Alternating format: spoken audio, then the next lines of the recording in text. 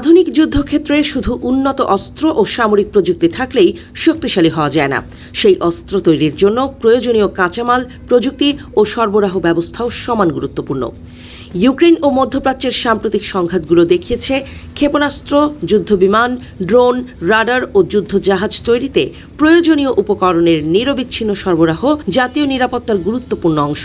এই বাস্তবতায় যুক্তরাষ্ট্রের প্রতিরক্ষা শিল্পে চীন, রাশিয়া ও অন্যান্য প্রতিদ্বন্দ্বী দেশের ওপর নির্ভরতা কমানোর উদ্যোগ নিয়েছেন মার্কিন president Donald Trump. ২০ July executive order 14415 জারি করেন ট্রাম্প। এর লক্ষ্য হল যুক্তরাষ্ট্রের প্রতিরক্ষা সরবরাহ ব্যবস্থাকে আরও নিরাপদ করা, পাশাপাশি সামরিক সরঞ্জাম তৈরিতে প্রয়োজনীয় গুরুত্বপূর্ণ উপকরণ নিজ দেশ বা ঘনিষ্ঠ মিত্র দেশগুলো থেকে সংগ্রহ নিশ্চিত করা।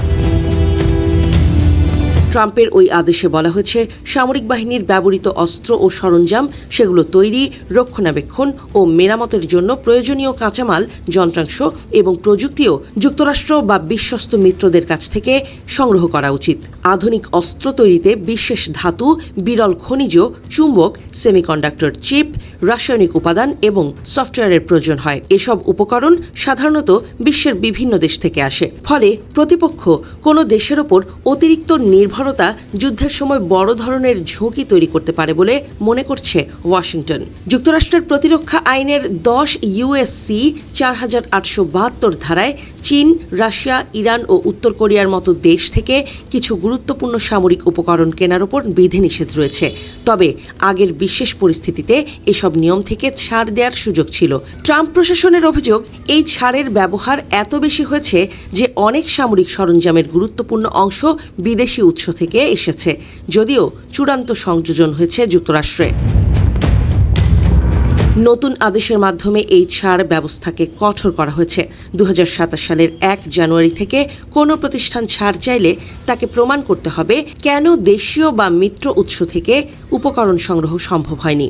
পাশাপাশি বিকল্প সরবরাহকারী খোঁজার পরিকল্পনা এবং নির্দিষ্ট সময়ের মধ্যে বিদেশি উৎস পরিবর্তনের রূপরেখাও দিতে হবে। মার্কিন প্রশাসনের মতে, প্রতিরক্ষা সরবরাহ ব্যবস্থার সবচেয়ে বড় ঝুঁকি রয়েছে এর নিচের স্তরগুলোতে। মূল ঠিকাদারদের তথ্য জানা থাকলেও তাদের অধীনস্থ উপঠিকাদার ও কাঁচামাল সরবরাহকারীদের বিষয়ে অনেক সময় পর্যাপ্ত নজরদারি থাকে না।